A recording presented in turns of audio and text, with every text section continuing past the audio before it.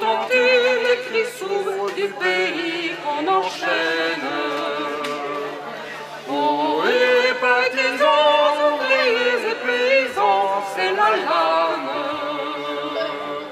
Ce soir, l'ennemi connaîtra le prix du sang et des larmes. Montez de la mine, descendez des collines, camarades. Sortez de la paille, les fusils, la mitraille, les grenades. Oh, et les tueurs à la balle et au couteau, tu les vite. Oh, et saboteur, attention à ton fardeau, dynamite. C'est nous qui brisons les barreaux des prisons pour nos frères. Pour nos frères. La haine à nos trous, c'est la faim qui nous pousse la misère. La misère. Il y a des pays où les gens au creux des lits font des rêves. Font des rêves. Ici, nous battons, nous on marche et nous on tue, nous on crève. Nous on crève. Ici, chacun sait ce qu'il veut, ce qu'il fait quand il passe. Quand il passe. Ami, si tu tombes, un ami sort de l'ombre à ta place. À ta place. Demain, du sang noir séchera au grand soleil sur les routes. Sur les routes. Chantez, compagnons, dans la vie, la liberté nous écoute.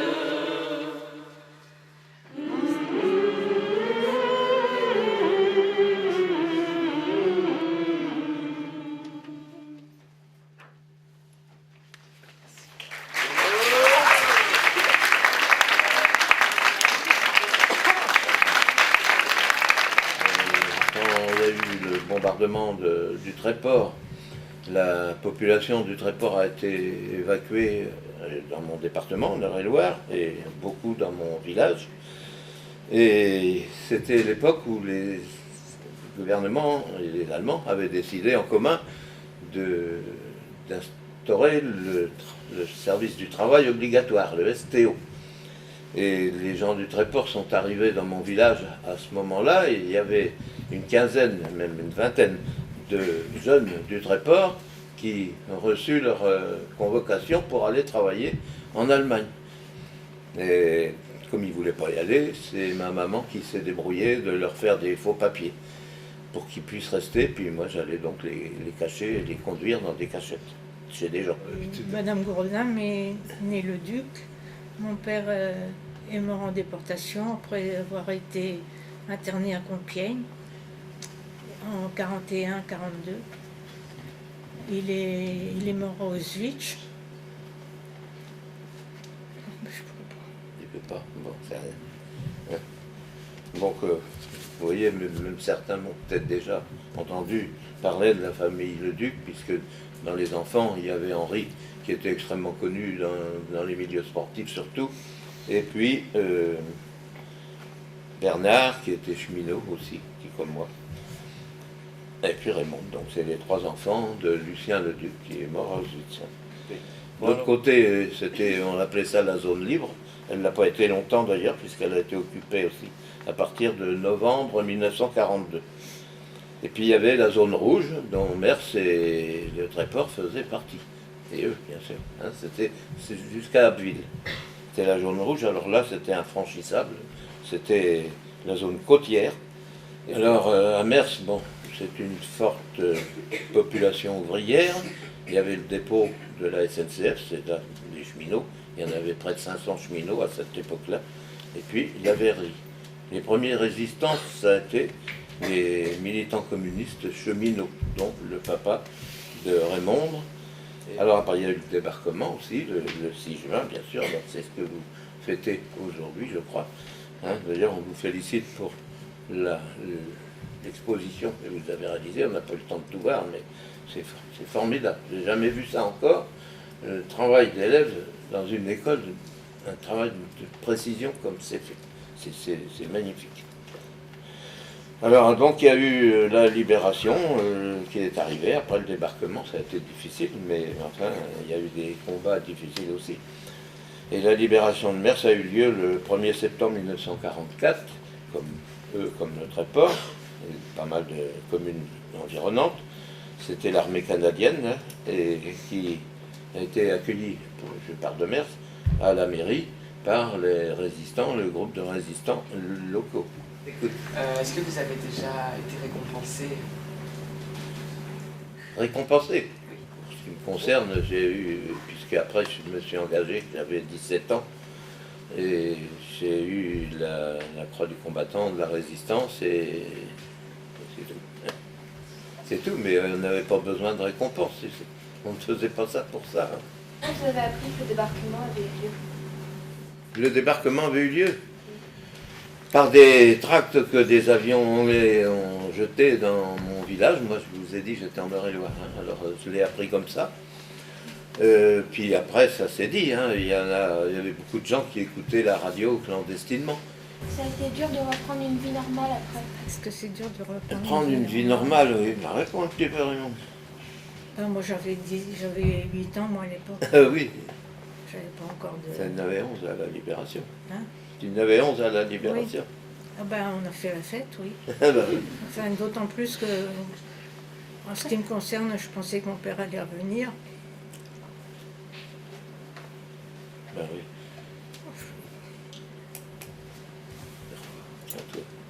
Cramponne-toi. Hein, mais c'est vrai, il faut dire un petit peu. On vivait d'espoir, quoi. Et puis ben, les jours passaient, on allait à la gare tout le temps voir tout ce qui arrivait. Et puis, ben, il n'est jamais revenu, quoi. Qu'avez-vous ressenti lors du débarquement? Ah, alors là, ça a été un espoir formidable. Hein. Ça, là, on croyait déjà que la guerre était presque finie. Ça, hein, partout où on était, hein, c'était ça. Je suppose que c'était pareil à Mers. Moi, j'étais en Eure-et-Loire, mais on a même fait la fête avec le peu de choses qu'on avait à manger. Ça, c'était terrible. Hein, ça. Et ça a mobilisé encore davantage toute l'activité de la résistance. Puis la fête, c'était surtout quand les Canadiens sont arrivés à Mers. Tous les camions, ils lançaient des chewing-gums, des trucs comme ça, c'était la fête. Ah bah oui. Puis on avait encore des espoirs à ce moment-là, de voir tout le monde revenir. Mais... Donc on a participé à la fête. Je me présente Marcel d'Aragon, né en 1935, 77 ans, tout jeune, quoi. Orphelin de guerre, père résistant. J'ai assisté à l'arrestation de mon père. C'était terrible. Comme toi. Dire à sa propre arrestation, c'est pas le vrai mot. Le père est descendu comme il descendait chaque dimanche, boire l'apéritif avec ses copains de résistance.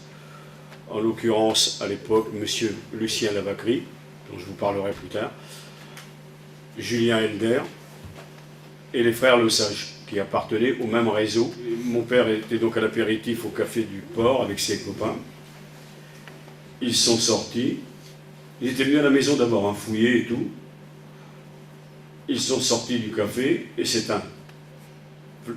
j'allais dire un flic, je ne peux pas dire autre chose, c'est un agent municipal qui a désigné mon père sur le quai aux Allemands et surtout à la milice française. On appelait ça, c'était la milice Pétain. Et cela, moi je m'en souviens parce que c'était affreux quand ils sont venus fouiller la maison. Donc j'ai pas revu mon père, il nous a quittés, il est parti voir l'apéro, j'ai pas revu. À l'époque, il y avait, rappelez-vous, en bas du musoir, des pissotières, il n'y avait pas de pissotières dans les cafés.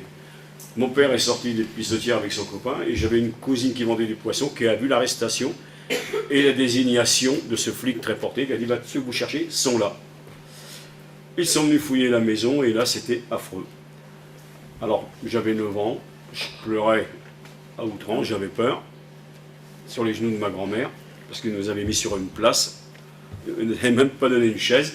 C'est une voisine qui nous a apporté une chaise. Et moi, j'ai hurlé. Et le Français, c'est le Français qui a dit textuellement à ma grand-mère, je vous le dis vulgairement parce que c'est comme ça que ça a été dit, hein, vous lui faites fermer sa gueule, sinon je m'en charge. Et c'est les Allemands, il y en avait un certainement qui comprenait bien le français et qui faisait signe aux Français de se calmer. Et ça a été la peur de ma vie. Ça m'a permis plus tard, si on peut dire, de ne plus avoir peur de personne. Ils ont fouillé la maison, un peu le sous-sol, et au sous-sol, mon père m'avait fait à l'époque un petit établi en bois qu'il avait croché assez haut. Donc, ils n'ont pas eu l'idée d'aller voir dans cet établi. Et un peu après la libération, j'ai été élevé après par un oncle et une tante, une sœur de mon père qui n'avait pas d'enfant, comme ça. J'ai demandé à mon oncle de me descendre l'établi, et dans l'établi, ça faisait du bruit. L'oncle ouvre l'établi, bah, il me dit, t'as un jouet, t'as un revolver. Bah, je dis non, j'ai pas de revolver. Et en fin de compte, c'était le revolver de mon père, et avec les balles. C'est là que l'oncle a fait la différence, il a dit non, c'est pas un jouet, en fin de compte, c'est pas pour toi. Mais c'était des trucs qu'on ne peut pas oublier, j'y pense. Heureusement qu'ils n'ont pas trouvé.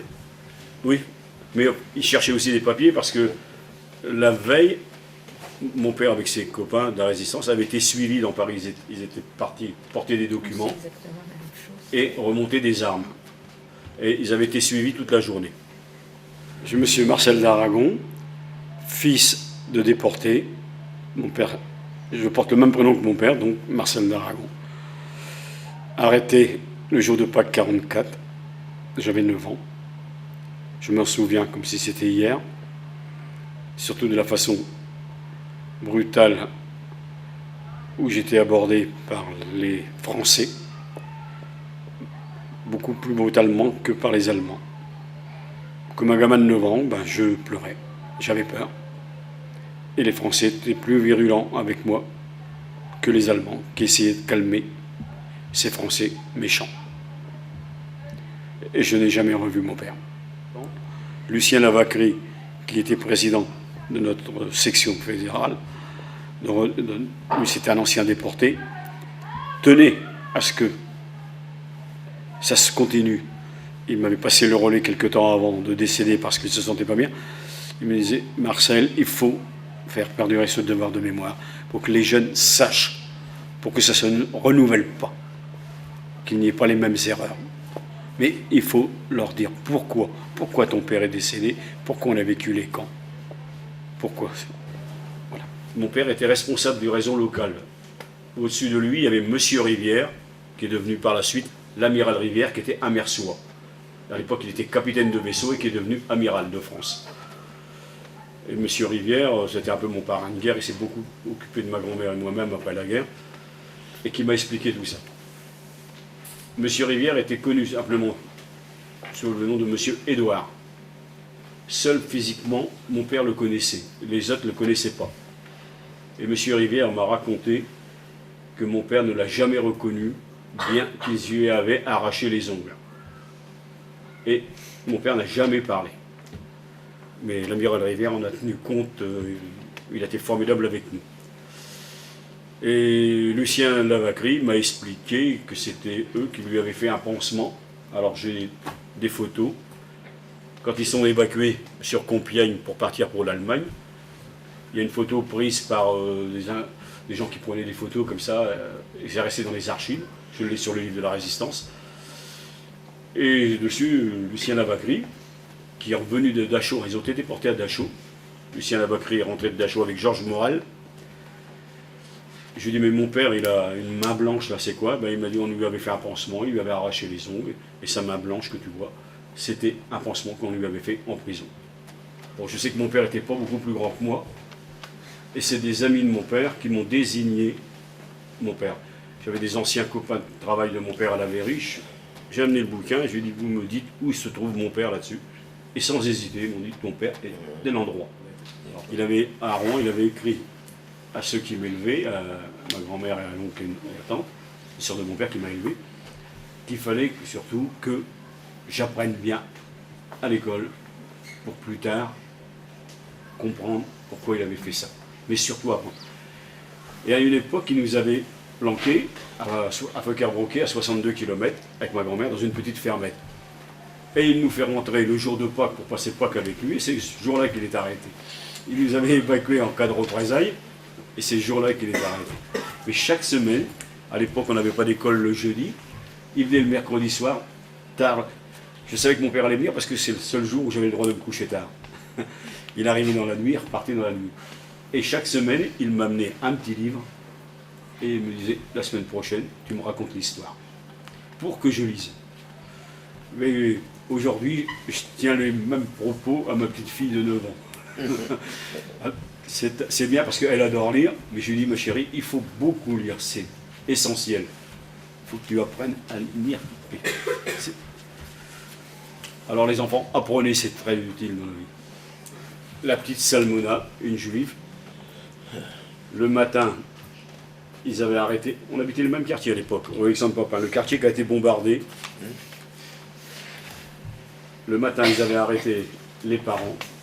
Ils habitaient dans la rue Alexandre Papin, tout proche de la maison de retraite du Tréport. Vous voyez, dans ces petites maisons qui est à droite. Les parents avaient été arrêtés le matin, avec l'aide de ce flic municipal qui avait amené la Gestapo et autres. Et l'après-midi, ils sont allés chercher la gamine, Rachel Salmona, à l'école. Rachel, tu viens, on te demande. Et la gamine n'est jamais revenue. Elle passait devant chez moi tous les jours, on partait à l'école ensemble. Elle avait 2 ans de plus que moi quand même, hein, Rachel. Est-ce que vous avez connu des Allemands qui détestaient leur métier, qui ne voulaient pas être soldats? Ben oui, Ah bah oui, il y en avait. je vais te citer un exemple. La tante qui m'a élevé, la sœur de mon père, le seul travail qu'il y avait pour ces gens-là, c'était d'aller travailler. Même mon père a travaillé au blocos et tout ça, pour faire les blocos. Et en même temps, ça lui servait pour avoir les renseignements. Et la tante qui m'élevait allait faire des ménages. Si les gens voulaient travailler à l'époque, ils n'avaient pas le choix, il fallait qu'ils travaillent pour les Allemands. Avec, pas pour, mais ils n'avaient pas le choix. Et je me souviens que j'allais rejoindre la tante qui m'a élevé le soir, quand elle avait fini ses ménages. Et il y avait un jeune Allemand, c'était un officier, hein, qui me faisait rentrer et qui me donnait du chocolat. Ils n'étaient pas tous pour la guerre, hein, parce qu'il faut se dire une chose, c'est que les premiers camps d'extermination ont d'abord été faits pour ceux qui résistaient en Allemagne au régime allemand. C'est-à-dire tout ce qui était anti-régime. Des gens qui étaient délégués, qui étaient communistes surtout, et tout ça, par tous les contre le régime. C'est eux qui ont traîné les camps, c'était au départ pour eux. C'est les Allemands qui les ont entraînés. C'est les Allemands qui ont inauguré Alors, les camps de vous concentration. en aviez qui faisaient la guerre, mais que pour autant, ils étaient plus compréhensifs que nous. Oui, il y en a qui se sont mieux comportés que certains Français. Moi, j'en ai connu un qui venait écouter Londres, Radio Londres, alors qu'il y avait son chef qui était à l'étage. Et puis, les familles, pendant ce temps-là, se mettent à apprendre que les Juifs sont cantonnés à certains endroits. Mais quand des Juifs partent, on ne sait pas pour où ils partent. Une fois qu'ils sont partis, on ne pense plus à eux. Et les idées vont revenir plus tard qu'il y a des camps de déportation. Mais à ce moment-là, tout dépend à quel moment on parle de cette grande période de guerre, eh bien, il y a comment être sûr de l'information qui revient. Il y en avait certainement qui parlaient de ces camps de déportation, mais l'histoire, vous avez dû savoir qu'il y a eu des lieux d'extermination dans ces camps. Hein. Tous les camps n'étaient pas des camps d'extermination, mais certains l'étaient. Et femmes, enfants, des gens qui n'avaient pas les mêmes modes de vie que d'autres étaient dénoncés.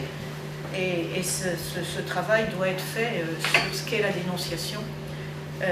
Je suis maire de ma commune, à la ville d'Eu.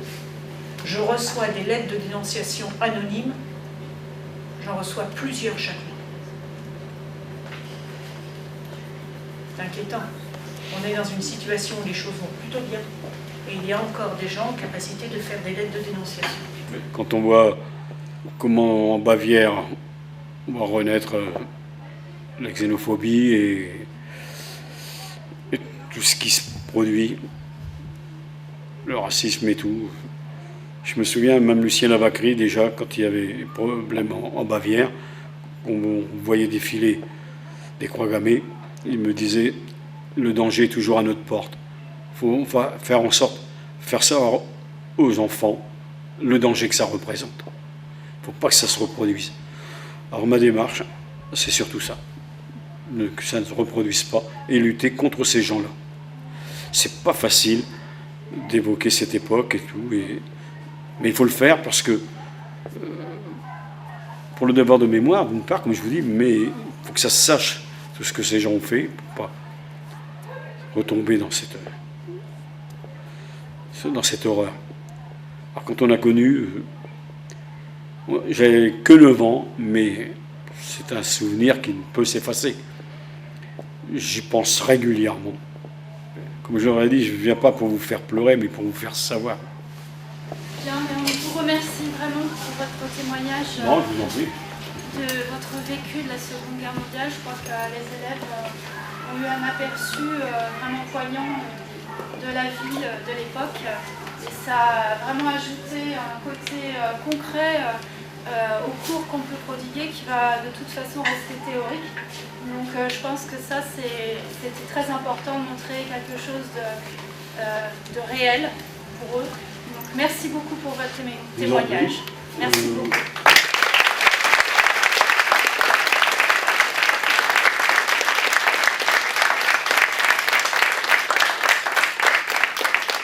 C'est moi qui dis bon, merci de m'avoir invité. Parce que faire perdurer le devoir de mémoire, je pense que c'est très important pour eux. Et je pense qu'ils passeront le message à d'autres.